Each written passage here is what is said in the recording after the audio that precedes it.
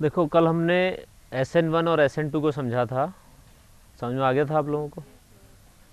इसके पीछे जो SN1 और SN2 के पीछे जो स्टीरियोकेमिस्ट्री है, त्रिविम रसायन है,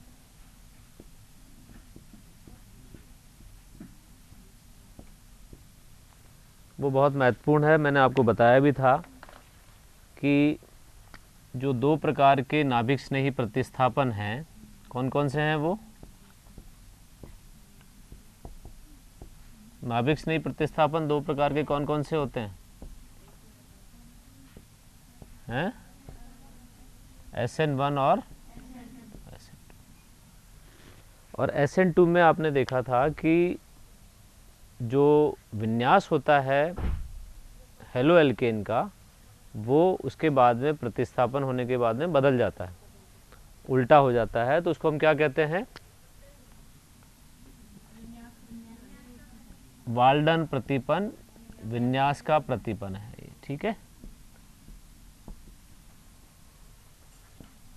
कल एक प्रश्न भी किया था हमने, इसको भी लेते हैं, पहले एक एनिमेशन दिखा करके फिर करेंगे। मैंने आपके सामने ये 4 कार्बोनियम आयन बनाए थे।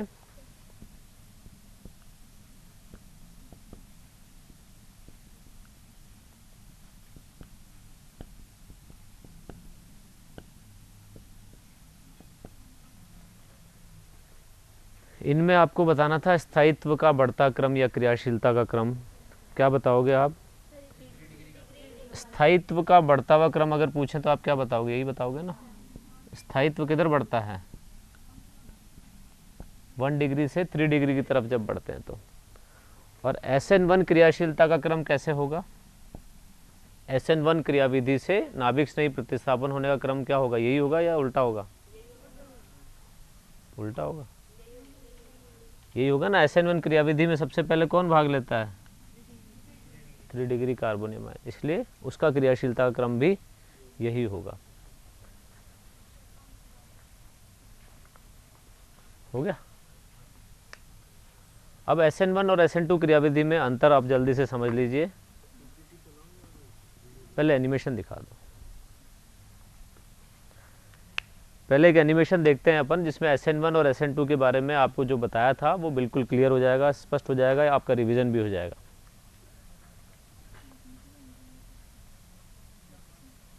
ध्यान से देखना भाई आप लोग। ये SN2 का पहले देख रहे हैं। हाँ मैं कर लूँगा।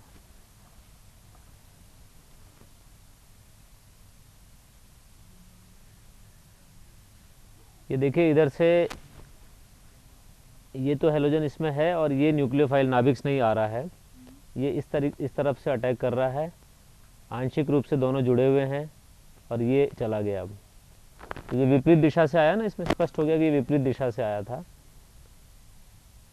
ये दोबारा देख लीजिए, ये ऑक्सीजन है, ये हाइड्रोजन है, ये Cl है। ये संक्रमण अवस्था है, ट्रांजिशन स्टेट, और ये फाइनल प्रोडक्ट है, उत्पाद बन गया है और ये Cl- के रूप में निकल गया है, हैलाइड आयन। रिएक्शन कोऑर्डिनेट में ये होता है कि ऊर्जा के संदर्भ में अगर देखें अपन इसको तो क्या होता है, ये देखिए ये तो एल्किल हैलाइड है और ये है OH- आयन, नाभिक नहीं। ये दोनों यहाँ तक पहुँचे, इतनी ये ऊर्जा क्या कहलाती है पता है क्या आपको? इस ऊर्जा को क्या कहते हैं? ये सक्रियण ऊर्जा कहलाती है।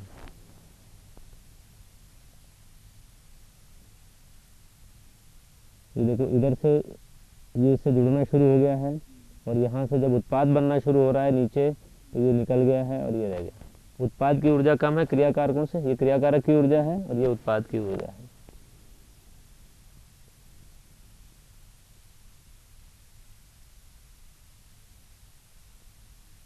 SN2 में देखिए आप, 3 समूह जुड़े हुए हैं। ये आपके वैसे कोर्स की बात नहीं है, R और S आगे बढ़ जाए, इससे अगला लेना पड़ेगा।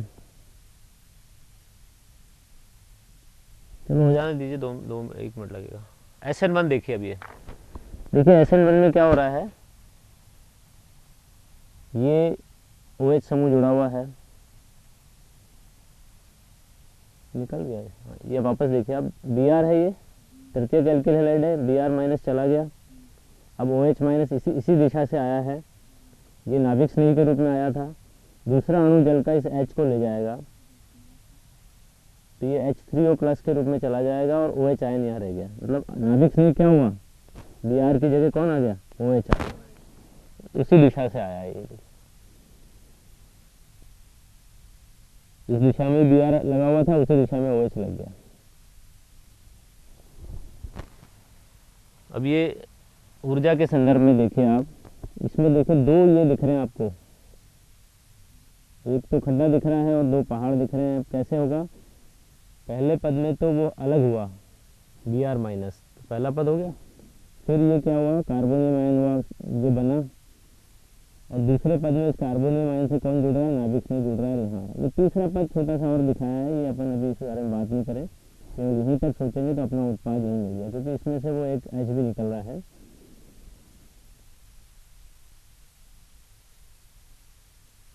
ये हैलाइड ग्रुप है,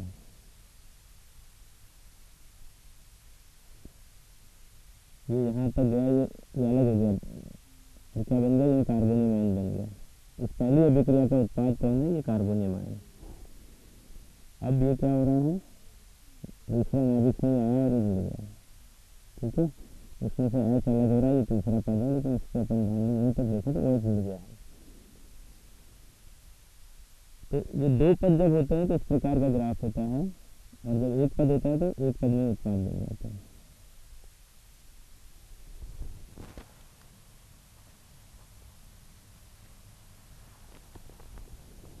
ये देखो आप, क्यूबिक केमिस्ट्री में क्या है जो आपको बताया ना कि त्रिविम बाधा होती है, ये इधर से आने का प्रयास किया इसने, इसको जगह नहीं मिली क्योंकि ये भारी समूह जुड़े हुए हैं, बल्कि ग्रुप, ये कौन कौन जुड़ा हुआ है देखना, अब ये CH3 जुड़ा हुआ है, ये एक CH3, ये दूसरा CH3, इस तरीके से ये 3 CH3 जुड़े हुए हैं, इसमें से केवल यही संभावना है कि इधर से अलग हो जाए पहले, इसके रहते हुए वो नहीं आ सकता है, नाभिक स्नेही नहीं आ सकता है, इसलिए पहले कार्बोनियम आयन बनता है। अब कार्बोनियम आयन जो बनता है मैंने आपको बताया था sp2 संकरित कार्बन होता है, समतलीय होता है, अब इसमें दोनों तरफ से नाभिक स्नेही आ सकता है, देखिए इधर से भी आ सकता है और इधर से भी आ सकता है। ये दूसरा जल का अणु है वो ले जा रहा है इसके H को, तो OH रह गया यहाँ पर, दोनों तरफ से हो गया ना, क्यों रह गया दोनों तरफ से, क्योंकि एक ही तल में था, कार्बोनियम आयन समतलीय बना था, ये देखिए इसने आने का प्रयास किया, इधर से इसको एंट्री नहीं मिली, प्रवेश नहीं मिला, क्यों नहीं मिला, क्योंकि भारी समूह है, त्रिविम बाधा उत्पन्न होती है, इसको कहते हैं अपन त्रिविम बाधा। दूसरी परिस्थिति क्या है कि अलग हो जाए पहले, Br माइनस अलग हो गया है, अब नाभिक स्नेही आएगा, वो दोनों तरफ से जुड़ सकता है,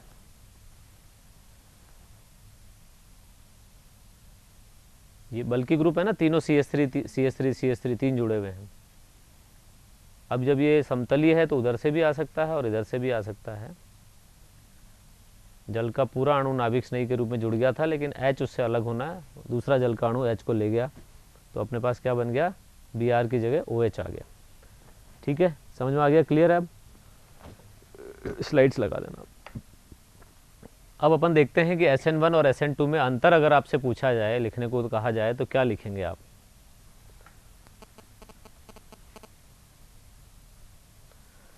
देखिए पहला अंतर आपको ध्यान होना चाहिए कि SN1 जो अभिक्रियाएं हैं, SN1 का मतलब दो पद में होगा, पहले कार्बोनियम आयन बनेगा, और उसमें क्या होता है SN2 में एक ही पद में संपन्न होती है, दोनों काम एक साथ होते हैं, नाभिक स्नेही का आना और हैलाइड आयन का हटना एक साथ होता है।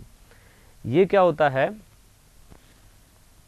इसमें होता है ये ध्रुवीय विलायक हो और प्रोटिक सॉल्वेंट हो। ध्रुवीय विलायक, इसका क्या मतलब है भाई, प्रोटिक सॉल्वेंट का मतलब जिसमें प्रोटोन हो ऐसा विलायक, प्रोटोन मतलब हाइड्रोजन हो, ठीक है ना। उदाहरण के तौर पर जल, अल्कोहल, एसिटिक अम्ल, ऐसे विलायकों की उपस्थिति में होता है। ध्रुवीय विलायक क्या करता है, बंध को ध्रुवीय करता है, तो ध्रुवीय बंध होता है ना, कार्बन हैलोजन बंध, तो वो टूट जाता है। अगर ध्रुवीय विलायक नहीं होता, बंध का टूटना फेवरेबल नहीं होगा।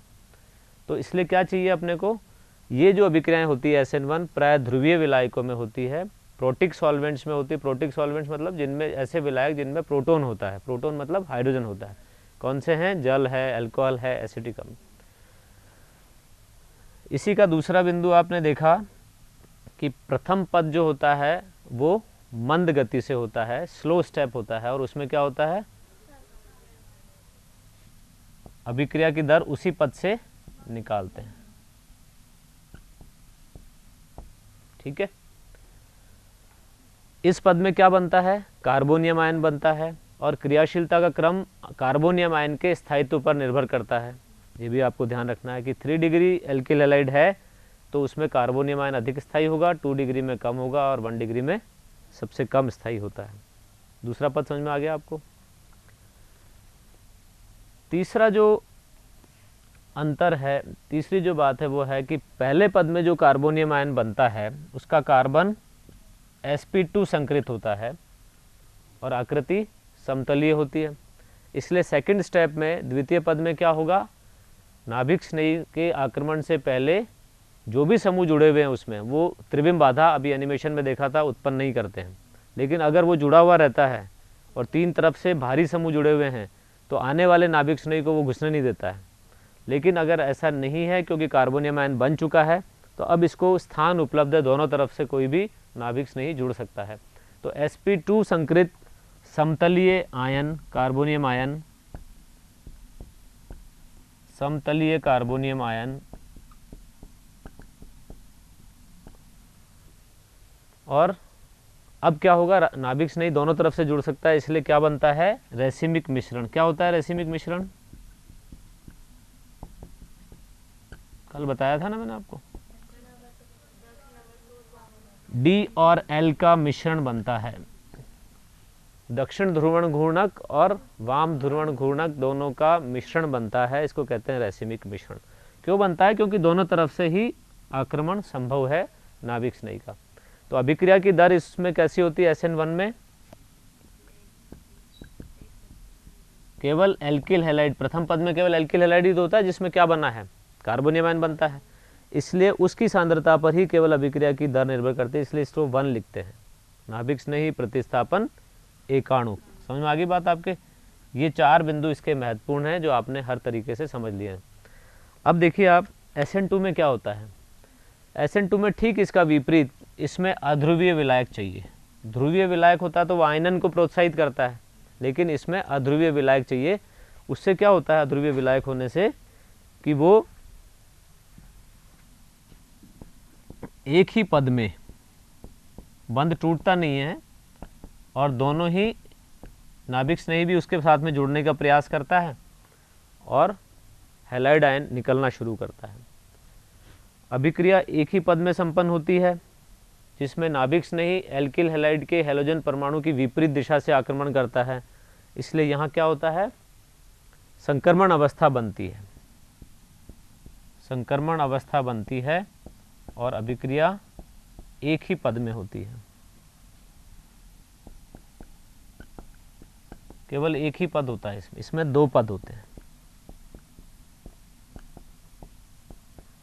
ठीक है। तीसरा अंतर, इसमें तो रेसिमिक मिश्रण बनता है और इसमें क्या हो जाता है? वाल्डन प्रतिपन्न हो जाता है। विन्यास जो है वो क्या होता है? बदल जाता है, उलट जाता है। विन्यास का प्रतिपन्न हो जाता है। इन अभिक्रियाओं में नाभिक स्नेही को कार्बन के sp3 संकृत कार्बन से की ओर जाना पड़ता है। किसमें? इसमें। यहाँ तो sp2 संकरण था ना, यहाँ पर कौन सा होगा? sp3। और इसकी तरफ जब जाता है sp3 संकृत होता है तो 4 समूह उसके पास में जुड़े हुए होते हैं। चारों समूह जुड़े हुए हैं, ये देखिए आप। और कार्बन के चारों ओर भारी समूह जो होते हैं वो आक्रमण में बाधा उत्पन्न करते हैं। देखिए ये एक मैथिल हैलाइड है, ध्यान से देखिएगा आप, ये मैथिल हैलाइड है। ये जो R है ये CH3 है। ये क्रियाशीलता की दर दर्शा रहे हैं आपको। क्रियाशीलता की दर आप समझ चुके हैं कि क्या होती है, लेकिन यहाँ संख्यात्मक मान के रूप में देखिए। इसमें देखिए कि कोई एल्किल समूह नहीं है, केवल मैथिल समूह है जिसमें एक ये कार्बन है, इस पर नाभिक स्नेही इधर से आक्रमण करता है और ये X जाएगा। इसमें क्रिया की दर 30 इकाई है, यूँ समझिए आप। अगर इसमें एक मैथिल समूह जोड़ दिया है और एक एथिल समूह है, मतलब इस कार्बन से एक मैथिल समूह जोड़ दिया है, ये क्या बन गया, एथिल क्लोराइड बन गया या एथिल हैलाइड बन गया।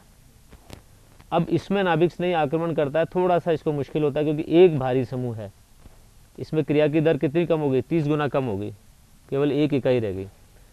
अब जब आइसोप्रोपिल देखिए आप, इसमें 2 मैथिल समूह जुड़े हुए हैं, 2 भारी समूह जुड़े हुए हैं, नाभिक स्नेही का आक्रमण इतना सुगम नहीं हो पाता, और नहीं सुगम होने से क्या होता है, क्रिया की दर घट के कितनी रह गई, 0.02। और ज़्यादा बल्कि लेते हैं, तीनों ही मैथिल समूह जुड़े हुए हैं इस कार्बन से, एक ये रहा, दूसरा ये रहा, तीसरा ये रहा, तो नाभिक स्नेही को यहाँ घुसने में मुश्किल होगा, और इसमें क्रिया की दर क्या है, 0। तो तृतीयक ब्यूटिल हैलाइड जो है उसमें क्रिया नहीं होती है SN2 से। तो ये एक मुख्य अंतर है। अब इसमें क्रियाशीलता का क्रम क्या है, इसमें तो था 3 डिग्री, 2 डिग्री और 1 डिग्री, और इसमें क्या है 1 डिग्री, 2 डिग्री और सबसे कम 3 डिग्री, जैसा आपने अभी देखा। और अभिक्रिया की दर का जो सूत्र है वो क्या है, ऊपर लिख देता हूं, दोनों की सांद्रता पर, एल्किल हैलाइड की और नाभिक स्नेही की सांद्रता पर अभिक्रिया की दर निर्भर करती है, इसलिए इसको SN2 कहते हैं, क्योंकि 2 क्रियाकारकों की सांद्रता पर अभिक्रिया की दर निर्भर करती है। इसमें सब कुछ क्लियर है, कुछ पूछना है तो पूछ लें आप। योगात्मक का उल्टा, मैंने कल आपको योगात्मक के बारे में बताया था कि जब पाई बंद होता है तो वो पाई बंद टूट जाता है, और उसमें क्या होता है, जैसे ये कार्बोनिल समूह आपने पढ़ा था, इसमें क्या होता है, जैसे अमोनिया व्युत्पन्नों का योग पढ़ा था ना, आपने पढ़ा था ना, ये नेगेटिवली चार्ज है, इसको यूँ समझ लीजिए, ये आपने पढ़ा हुआ है, इस पर धनावेश है, नाभिक स्नेही पर कोई आक्रमण करता है, जैसे NH2Z, पढ़ा ना आपने ये। तो ये जो नाभिक स्नेही इस पर आके जुड़ता है और दूसरा भाग इसका H इधर जाके जुड़ जाएगा, इसको क्या कहते हैं, नाभिक स्नेही योग। किस में होता है, कार्बोनिल यौगिकों में। तो योग होने के लिए क्या जरूरी है, पाई बंद होना जरूरी है, और विलोपन उसका उल्टा होता है। एल्किल हैलाइड जो होते हैं, जैसे आप देखिए CH3, CH2, Cl, अगर इसमें 2 क्रियाएं संभव है, प्रतिस्थापन आपने अभी देखा था, अगर जलीय KOH आप लेते हैं तो इससे OH आयन मिलता है और वो क्या करता है, CH3, CH2OH, ये कौन सा हुआ, प्रतिस्थापन। प्रतिस्थापन हो ना, सब्स्टिट्यूशन न्यूक्लियोफिलिक। SN1 SN2 क्या होगा ये आप जानते हैं। अब अगर इसकी जगह हम अल्कोहलिक KOH ले लें,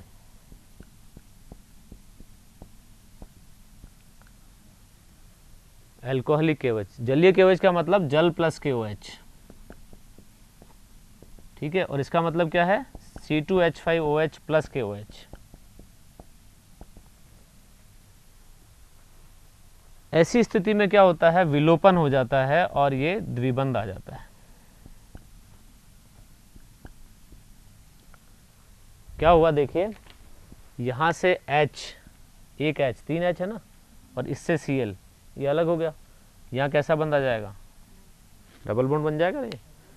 तो ये होता है विलोपन अभिक्रिया, और ये होती है प्रतिस्थापन अभिक्रिया, ऊपर वाली जो अपन पढ़ रहे हैं।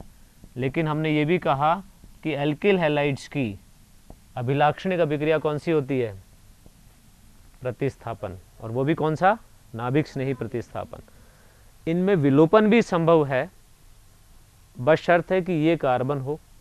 ये कौन सा कार्बन है, ये तो अल्फा कार्बन है, ये अगर बीटा कार्बन हो और उस पर हाइड्रोजन उपस्थित हो तो विलोपन हो सकता है, अन्यथा नहीं होगा।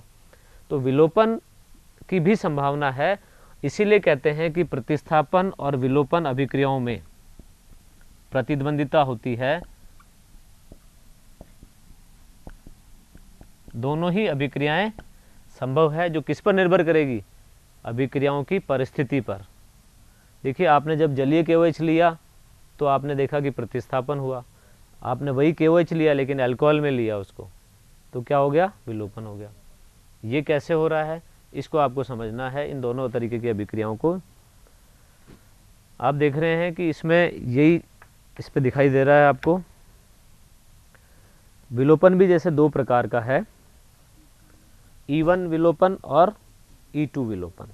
बिल्कुल जैसे SN1 है वैसे ही E1 है, जैसे E2 है, SN2 है वैसे ही E2 है। मतलब विलोपन भी एकाणुक और द्विअणुक है। यहाँ भी 1 और 2 के वही अर्थ हैं जो SN1 और SN2 में 1 और 2 लिखने का अर्थ है। E1 विलोपन का अर्थ आप समझ सकते हैं कि विलोपन एकाणुक, क्या समझे आप, एकाणुक विलोपन।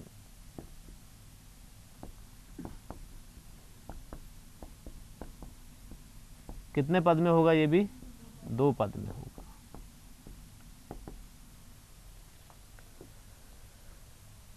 साफ साफ लिखा हुआ आ रहा है समझ में। SN1 की तरह 2 पदों में संपन्न होता है। पहले पद में धीमी गति से क्या बनेगा, जो वेग निर्धारक पद होगा। धीमी गति वाला पद हमेशा वेग निर्धारक पद होता है। कार्बोनियम आयन बनेगा जैसे SN1 में होता है। और ये तुरंत ही अगर इसको नाभिक स्नेही मिल जाए तो नाभिक स्नेही प्रतिस्थापन हो जाएगा, और अगर नहीं मिलता है तुरंत ही नाभिक स्नेही तो क्या होता है, बीटा स्थिति से इस वाली स्थिति से एक हाइड्रोजन अलग हो जाती है, प्रोटॉन अलग हो जाता है। प्रोटॉन का मतलब समझ गए ना आप, प्रोटॉन का मतलब हाइड्रोजन। तो ये बीटा स्थिति से हाइड्रोजन अलग होने से क्या होता है, विलोपन उत्पाद बनता है। अभिक्रिया की दर SN1 और E1 दोनों में एक ही है। वेग जो है, अभिक्रिया की दर जो है वो किसके बराबर होती है, पहले पद में तो केवल एल्किल हैलाइड ही है, ठीक है। एल्किल हैलाइड की सांद्रता पर अभिक्रिया की दर निर्भर करती है। ये देखिए इसमें क्या हो रहा है कि ये अल्फा स्थिति है एल्किल हैलाइड की, ये बीटा स्थिति है। ये हैलाइड आयन इसमें से निकल गया, कार्बोनियम आयन बन गया, और बीटा हाइड्रोजन भी निकालने के लिए, ले जाने के लिए कौन आ गया है, ये क्षार आ गया है। B- का मतलब है क्षार। इस तरीके से जो लिखा रहता है B-, इसका मतलब है ये क्षार है। ये प्रोटॉन को ले जा सकता है, हाइड्रोजन को ले जा सकता है। देखिए ये एक उदाहरण लिया है RCH2CH2X।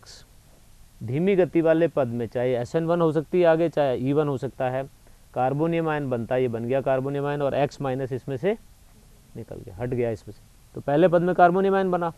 अब ये जो कार्बोनियम आयन बना है, ये अगर इस स्थिति से हाइड्रोजन को निकाल दे तो क्या हो जाएगा, ये उत्पाद बन जाएगा, तो विलोपन हो गया। और अगर यहाँ पर OH- जुड़ जाए SN1 से तो क्या बन जाएगा, अल्कोहल बन जाएगा। इसको क्या कहेंगे, प्रतिस्थापन।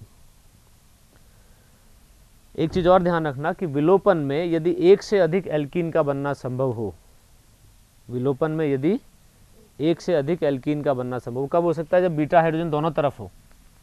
बीटा स्थिति जरूरी थोड़ी इधर है, इधर भी हो सकती है बीटा स्थिति। दोनों तरफ अगर बीटा हाइड्रोजन है तो मुख्य उत्पाद वो एल्कीन होती है जिसमें एल्कीन द्विबंध कहाँ हो, मध्य में हो। इसको कौन सा नियम कहते हैं, कौन सा नियम है, जब एल्किल हैलाइड एल्कीन पढ़ा था तब भी मैंने आपको बताया था। पता नहीं का नियम, बोलिए। मार्कोनिकॉफ का, नहीं याद नहीं आ रहा, सेट-जेफ का नियम कहते हैं इसको।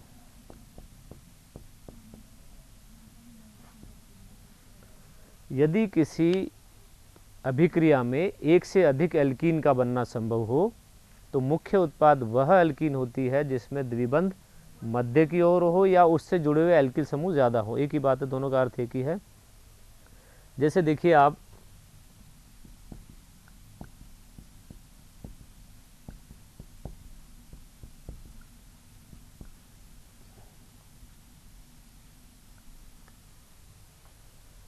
इससे कार्बोनियम आयन कौन सा बनेगा,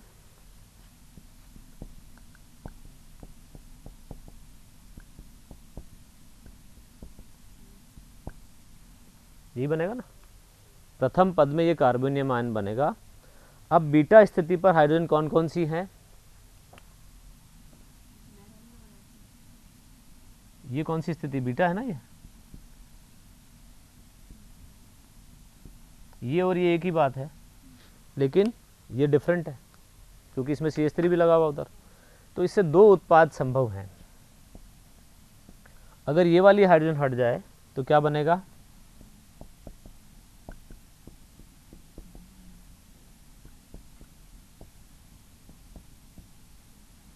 और ये वाली हाइड्रोजन हट जाए तो क्या बनेगा,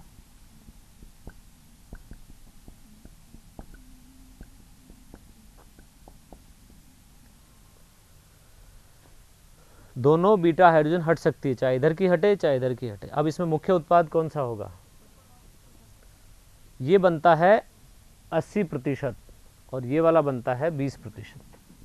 मुख्य उत्पाद इस अभिक्रिया का वो है एल्कीन है जिसमें डबल बॉन्ड बीच में है, मध्य की ओर है, और इसमें साइड में है इसलिए कम बनता है। ये सेटजेफ के नियम से है। एक अभिक्रिया मैंने आपको और बताई थी जिसमें आपको मैंने ये बताया था जब एल्कीन पढ़ रहे थे आप, कि अगर किसी कार्बोनियम आयन में पुनर्विन्यास की संभावना हो जिससे वो कार्बोनियम आयन अधिक स्थायी कार्बोनियम आयन में बदल सकता हो, तो पहले पुनर्विन्यास होगा और उसके बाद में अभिक्रिया आगे बढ़ती है। पुनर्विन्यास की संभावना अगर है तो वो स्थायित्व के लिए होती है। जैसे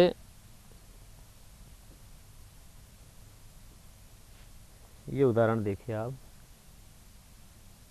इसमें देखिए आप, ये कार्बोनियम आयन बना, ये Br हट गया, ये बन गया, लेकिन ये कैसा कार्बोनियम आयन है, प्राथमिक है, द्वितीयक है या तृतीयक है, प्राथमिक है ना, ये प्राथमिक कार्बोनियम आयन है क्योंकि इसमें प्राथमिक कार्बन पर धनावेश है। इसमें पुनर्विन्यास की संभावना है। कैसे, ये CH3 समूह जो है ये कहाँ आ जाता है, यहाँ आ जाता है, और ये धनावेश कहाँ चला जाएगा, इस कार्बन पर, ठीक है ना। ये CH3 देखिए, ये CH3 कहाँ आ गया है, इस कार्बन पर, इसका धनावेश खत्म। अब जिसके पास कमी हो गई उसके पास धनावेश जाएगा, तो कमी किसके पास है, इस कार्बन। तो कार्बोनियम आयन का पुनर्विन्यास हो गया। अब ये कौन सा बन गया कार्बोनियम आयन, अब ये तृतीयक बन गया है, 3 डिग्री बन गया है, ठीक है। यानी स्थायी कार्बोनियम आयन में इसका परिवर्तन हो गया है पुनर्विन्यास के द्वारा। तो अगर ऐसी कोई संभावना है जिसमें पुनर्विन्यास हो सकता है कार्बोनियम आयन में अधिक स्थायी कार्बोनियम आयन बनाने के लिए, तो वो भी होगा। और ऐसा होने के बाद में अब देखिए हाइड्रोजन, चाहे अभी जो बताया था वही है, दोनों में देख लीजिए आप, ये 80% और ये 20%। इसमें मुख्य ये जो एल्कीन है ये द्विबंध इसमें मध्य की ओर है। समझ में आ गया आपको। तो सेटजेफ के नियम के अनुसार ऐसा होता है कि वो एल्कीन ज़्यादा बनती है जिसमें द्विबंध बीच की ओर हो, और अगर किसी कार्बोनियम आयन में पुनर्विन्यास की संभावना है तो वो भी होगा। द्विअणुक विलोपन में क्या होता है, द्विअणुक विलोपन में कितने पदों में होगी, किसकी तरह, SN2 की तरह। It is just like SN2, लेकिन ये प्रतिस्थापन है और वो विलोपन है। इसमें वेग समीकरण क्या होगा, वेग समीकरण क्या होगा, दोनों की सांद्रता पर अभिक्रिया की दर निर्भर करेगी, Rx, और दूसरा कौन होगा। अब देखिए इसमें आपके सामने ये जो चित्र बना हुआ है, इसमें देखिए आप, ये एल्किल हैलाइड है और ये क्या है, OC2H5 माइनस एथॉक्साइड आयन है। ये नाभिक स्नेही के रूप में आ रहा है, ठीक है। दोनों क्रियाकारक क्रिया में भाग ले रहे हैं। अब देखिए दो संभावनाएं हैं, अगर ये OC2H5 माइनस इस कार्बन के पास में जाता है तो ये यहाँ जुड़ जाएगा और Br माइनस इससे अलग हो जाएगा। SN2 में क्या होगा, ये तो इसकी तरफ जाना शुरू करेगा इस कार्बन पर, और ये Br इस कार्बन से हटना शुरू करेगा, तो क्या बन जाएगा, ईथर बन जाएगा। ये क्या बन गया, इथॉक्सी इथेन। इसका यूपीएससी में नाम क्या होगा, इथॉक्सी इथेन, ठीक है। और Br माइनस निकल गया। अभी कौन सी होगी अभिक्रिया, SN2। लेकिन दूसरी संभावना क्या है कि यहाँ से Br अलग हो जाए, चला जाए, और यहाँ बीटा हाइड्रोजन को ये ले जाए, क्योंकि ये क्षार है, एथॉक्साइड आयन क्या है, क्षार भी है। ये ले जाए इसको तो क्या होगा, यहाँ से H चला गया और यहाँ से Br चला गया, तो क्या बन गया, एथीन बन गया। तो ये विलोपन हो गया। इसमें दूसरा प्रोडक्ट क्या बनेगा, इथेनॉल, क्योंकि ये H लेके क्या बना देगा, C2H5OH हो जाएगा और Br माइनस अलग हो गया। तो इसमें Br माइनस तो निकल ही रहा है, लेकिन दोनों उत्पादों की संभावना है SN2 से भी अभिक्रिया हो सकती है और SN1 से भी हो सकती है। समझ में आ रहा है, ये बताऊँ इसको लिख के। हाँ देखो, कोई भी आयन जो क्षार के रूप में है, नाभिक स्नेही भी कह सकते हैं इसको, ठीक है, ये कहाँ आ रहा है,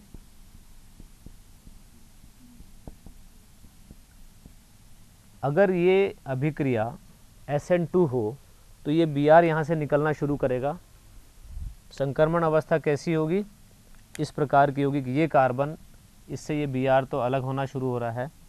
इसके पास में कौन कौन जुड़ा हुआ है, CH के पास में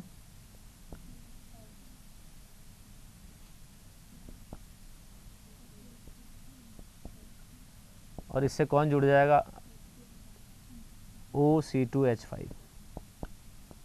ये संक्रमण अवस्था है। अब ये यहाँ से हट जाएगा Br माइनस, तो क्या बन जाएगा, CH3 CH2 OC2H5, ईथर बन गया ना, इथॉक्सी इथेन। तो ये कब हुआ, जब प्रतिस्थापन की संभावना है। और इसमें विलोपन भी हो सकता है। कब हो सकता है विलोपन, कि जब ये इसका, ये जो क्षार है ये क्या करे, इस प्रोटॉन को हटा ले इसमें से, और ये Br माइनस अलग हो ही रहा, हट रहा है, तो क्या होगा, ये CH2 रह जाएगा ना यहाँ पे, और ये भी CH2 है, Br माइनस अलग हो गया है, और ये क्या ले गया, C2H5O माइनस था ना, वो प्रोटॉन ले गया, एथेनॉल बना दिया। तो इस प्रकार से दोनों ही अभिक्रियाएं E1 और E2 हो सकती, SN2 और E2 हो सकती है। अब आप कहेंगे कि साहब कहाँ पर SN2 होगा और कहाँ पर E2 होगा, ये कैसे पता लगेगा, ये आपको समझने की बात है। देखिए, क्रिया की दर एल्किल हैलाइड और नाभिक स्नेही दोनों की सांद्रता पर निर्भर करती है, इसीलिए अपन क्या कहते हैं, द्विअणुक कहते हैं। यदि नाभिक स्नेही आक्रमण करता है तो अल्फा कार्बन परमाणु पर विपरीत दिशा से करता है एवं प्रतिस्थापन उत्पाद बनता है। इसको शब्दों में अगर लिखेंगे तो इस तरीके से, किंतु ये बीटा हाइड्रोजन परमाणु को अलग कर ले तो E2 क्रियाविधि से विलोपन हो जाता है। स्पष्ट है कि SN2 और E2 एक दूसरे की प्रतिद्वंदी अभिक्रियाएं जो विभिन्न कारकों पर निर्भर करती है। ये कारक आपको पढ़ने हैं। ये कारक 4 कारक हैं। कौन कौन से, एल्किल हैलाइड की संरचना, दूसरा विलायक की प्रकृति, तीसरा ताप और चौथा क्षार की प्रकृति। इन चारों कारकों का जो सम्मिलित प्रभाव होगा उस पर निर्भर करेगा कि प्रतिस्थापन होगा या विलोपन होगा। दोनों प्रतिद्वंदी अभिक्रियाएं क्यों है, क्योंकि दोनों की संभावना है उसमें। तो जब दोनों की संभावना है तो किस बात पर यह निर्भर करेगा कि कौन सा उत्पाद बनेगा, विलोपन उत्पाद बनेगा या प्रतिस्थापन उत्पाद बनेगा। पहला जो है RX की संरचना, इसको देखिए आप, याद रखना आप कि एक तो प्राथमिक एल्किल हैलाइड है, दूसरा द्वितीयक एल्किल हैलाइड है और तीसरा तृतीयक एल्किल हैलाइड है। ठीक है, विलोपन अभिक्रिया प्राथमिक, द्वितीयक और तृतीयक में इसी क्रम में बढ़ती है। विलोपन की संभावनाएं हमेशा तृतीयक में सर्वाधिक होती है, उससे कम द्वितीयक में और सबसे कम प्राथमिक में होती है। तो विलोपन अभिक्रियाओं में तृतीयक एल्किल हैलाइड का होना ज़्यादा संभावित रहता है और प्रतिस्थापन में इसका उल्टा होता है। प्रतिस्थापन अभिक्रियाएं तृतीयक में कम, द्वितीयक में उससे कम और प्राथमिक में, तृतीयक में सबसे कम, द्वितीयक में उससे अधिक और प्राथमिक में सबसे ज़्यादा होता है। तो ये एल्किल हैलाइड की संरचना जो है उसमें आप ध्यान रखिएगा कि विलोपन उत्पाद की संभावना तृतीयक में सबसे ज़्यादा है और प्रतिस्थापन उत्पाद की संभावना सबसे ज़्यादा प्राथमिक में है। दूसरा है विलायक की प्रकृति। पहला हमने क्या देखा, कारक जो प्रभावित करता है एल्किल हैलाइड की संरचना। 1 डिग्री है, 2 डिग्री है, 3 डिग्री, उसके आधार पर आपको कह सकते हैं आपकी इसमें विलोपन उत्पाद मुख्य होगा। उत्पाद दोनों बनेंगे, ये भी ध्यान रखना आप। जब भी ऐसी कोई स्थिति आएगी उत्पाद दोनों ही बनेंगे, लेकिन कौन सा मुख्य होगा वो इन कारकों पर निर्भर करेगा। एल्किल हैलाइड अगर तृतीयक है तो सर्वाधिक संभावना उसमें विलोपन उत्पाद की है। विलायक की प्रकृति देखिए, अभी मैंने बताया था आपको, एक जलीय केवच और एक एल्कोहलिक केवच। जलीय KOH का मतलब है कि वो ध्रुवीय विलायक है। जल एक ध्रुवीय विलायक होता है, आप ध्यान समझ सकते हैं ना इसको। H2O में धन आवेश होता है हाइड्रोजन पे और ऑक्सीजन पर ऋण आवेश होता है। तो इसलिए क्या होता है, ये ध्रुवीय विलायक जब होता है तो क्या होगा, प्रतिस्थापन की संभावना ज़्यादा रहेगी, क्योंकि ध्रुवीय विलायक की उपस्थिति में OH ये जो Cl है ये हटने की संभावना हो जाएगी। जब Cl हट जाएगा तो कार्बोनियम आयन बना हुआ है, उसमें क्या होगा, OH माइनस अगर उपलब्ध है, OH माइनस क्यों उपलब्ध है, क्योंकि जलीय KOH है, इसलिए वो इसमें क्या बना देगा, प्रतिस्थापन उत्पाद बनाएगा। ये देखिए, ये एक्वस का मतलब जलीय KOH है, ये OH आ गया। लेकिन अगर ये कम ध्रुवीय हो, एल्कोहलिक जो होता है, एल्कोहल क्या होते हैं, कार्बनिक विलायक होते हैं, और जो कार्बनिक विलायक होते हैं वो क्या होते हैं, कम ध्रुवीय होते हैं। तो कम ध्रुवीय होने के कारण क्या होता है, इसमें ध्रुवीकरण यानी Cl का हटना और यहाँ पर धनावेश आना थोड़ा कम हो पाता है। इसलिए ये साथ साथ होगा कैसे कि ये प्रोटॉन यहाँ से ले जाए और Cl यहाँ से हट जाए। तो ऐसी स्थिति में जब कम ध्रुवीय विलायक हो तो विलोपन उत्पाद मुख्य होता है, और ध्रुवीय विलायक हो तो क्या होगा, प्रतिस्थापन उत्पाद मुख्य होगा। SN1 SN2 अलग चीज़ होगी, है ना। SN1 SN2 की तुलना करेंगे तो अलग बात आएगी। अपन अगर विलोपन और प्रतिस्थापन की तुलना करेंगे तो प्रतिस्थापन उत्पाद बनाने के लिए ध्रुवीय विलायक चाहिए, अध्रुवीय विलायक लोगे तो विलोपन उत्पाद बनेगा। और ये इस KOH के उदाहरण से आप ध्यान रखना कि जो एल्कोहलिक KOH होता है वो अध्रुवीय विलायक है, और जो जलीय KOH है वो ध्रुवीय विलायक है। समझ गए आप। तीसरा है ताप। प्रतिस्थापन अभिक्रियाएं कम ताप पर और विलोपन अभिक्रियाएं अधिक ताप पर होती हैं। ये आपको याद रखना है कि प्रतिस्थापन अभिक्रियाएं कम ताप पर जबकि विलोपन अभिक्रियाएं अधिक ताप पर होती हैं।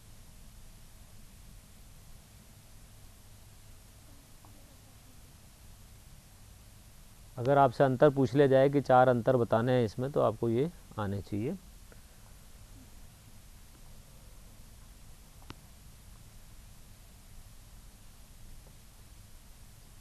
फिर आता है चौथा जो कारक प्रभावित करता है, वो है क्षार।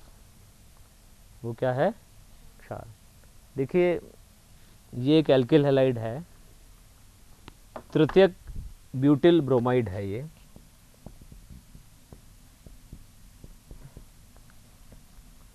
इस तृतीयक ब्यूटिल ब्रोमाइड के लिए देखिए, एक तो ताप भी कम है, कितना है, 20 से 25 डिग्री सेंटीग्रेड, और साथ में हमने क्या लिया है, एक दुर्बल क्षार लिया है।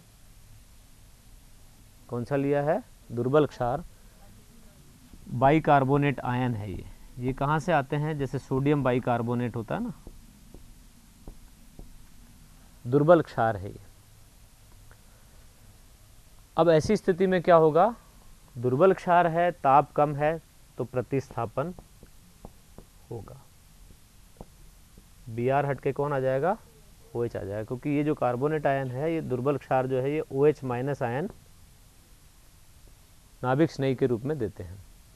लेकिन अगर इसी अभिक्रिया को ताप बढ़ा दें, अपन कितना कर दें अधिक ताप कर दें, और क्षार कैसा ले लें, प्रबल क्षार, C2H5ONa एक प्रबल क्षार है, सोडियम एथॉक्साइड इसको कहते हैं, और इसमें क्या है, अल्कोहल भी होता है। इसमें जल था, इसमें अल्कोहल है। जल मतलब क्या हो गया, ध्रुवीय विलायक, और यहाँ कौन सा विलायक है,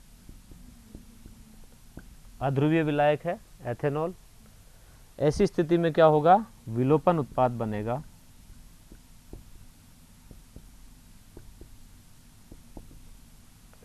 तो विलोपन उत्पाद जो है वो क्षार की प्रबलता पर भी निर्भर करता है। अगर दुर्बल क्षार है तो क्या बनेगा, प्रतिस्थापन उत्पाद बनेगा, और अगर क्षार प्रबल है तो क्या बनेगा, विलोपन उत्पाद बनेगा। तो ये 4 कारक प्रभावित करते हैं, और इन कारकों पर ही हम ये निर्भर करता है कि किस प्रकार के उत्पाद बनेंगे, विलोपन उत्पाद बनेंगे या प्रतिस्थापन उत्पाद बनेंगे।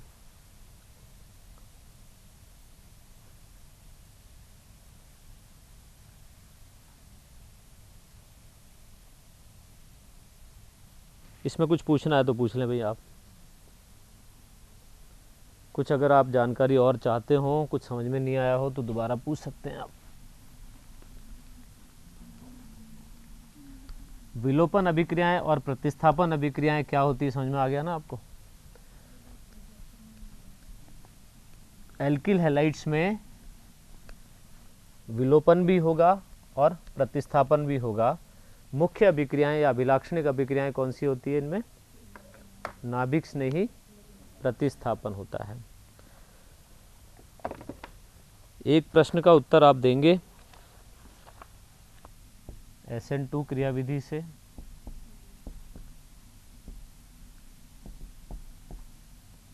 दूसरा SN1 से, तीसरा दोनों से, चौथा किसी से नहीं। SN1 से होगी क्योंकि ये तृतीयक है ना। अब एक चीज़ और बताइए आप कि मैं दोनों तरफ एल्किल हैलाइड लिख रहा हूँ।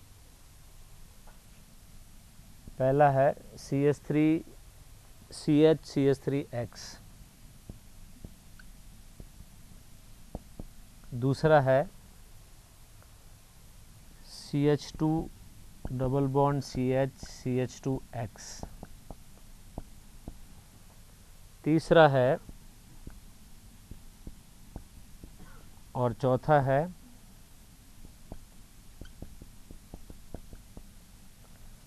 आपको मैच कराना है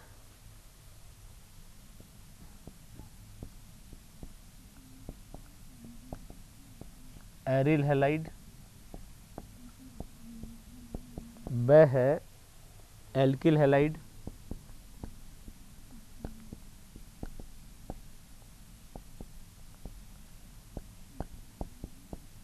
स है वाइनिल हैलाइड,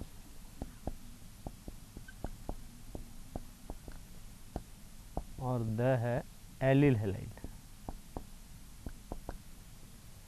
बताओ भाई कौन सा किससे मैच करता है? पहले का वाइनिल है ये,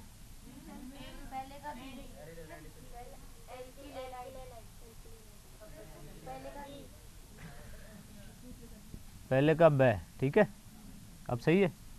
दूसरे का vinyl, is it vinyl?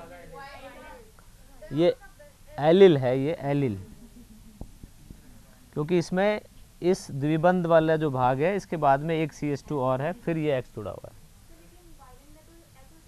This is vinyl, ये वाइनिल है। वाइनिल होता है CH2 double bond CH, allele होता है CH2 डबल बॉन्ड CH के बाद में CH2, और ये क्या है?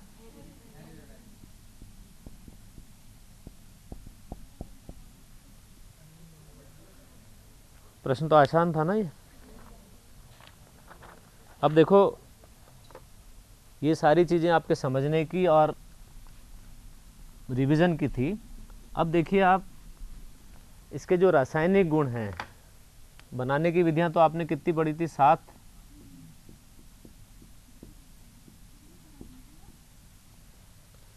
रासायनिक गुण केवल 15 हैं। घबराते हो क्या अभी संख्या से? संख्या से घबराते हो क्या? अब संख्या से घबराने की जरूरत ही नहीं है, आपको पता लग गया कि कैसे याद करना है। देखो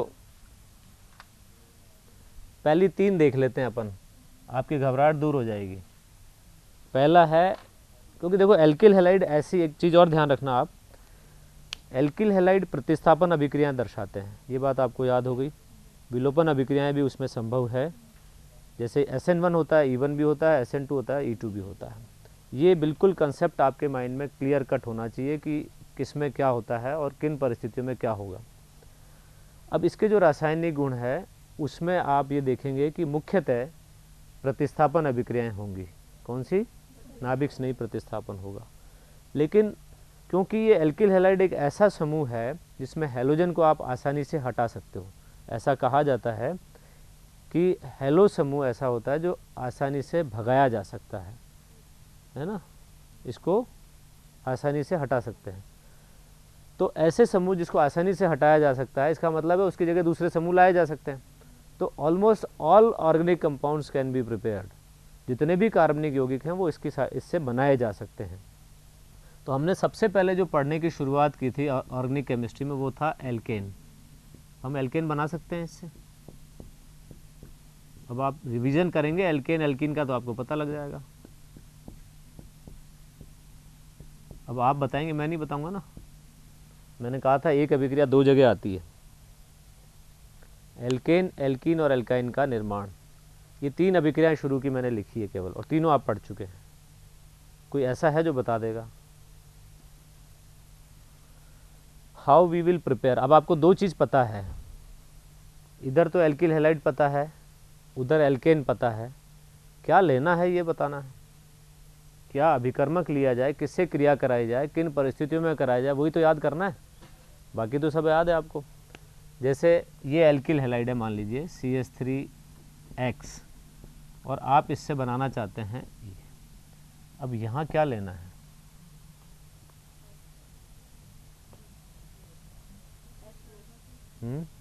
H2O,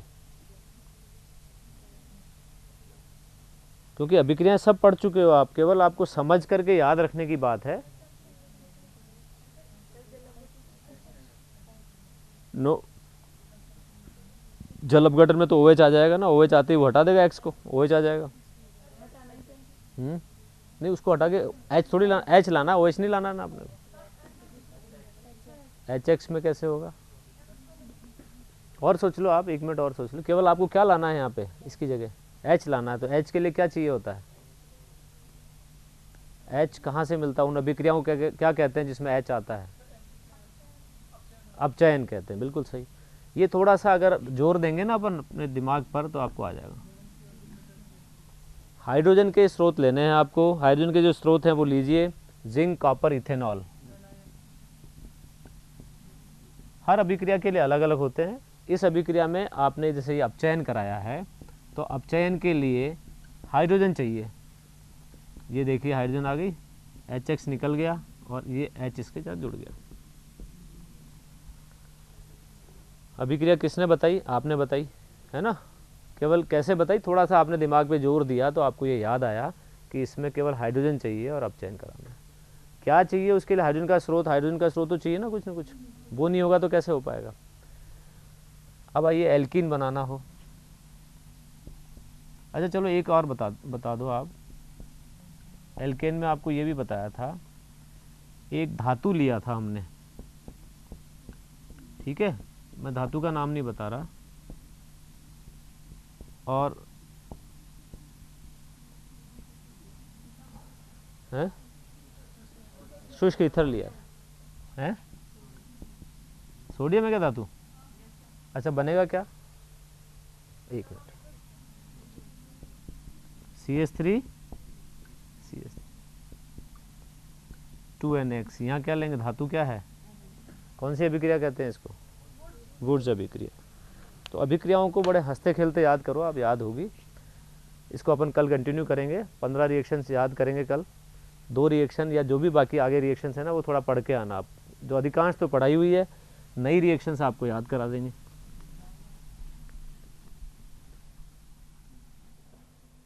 थैंक यू भाई।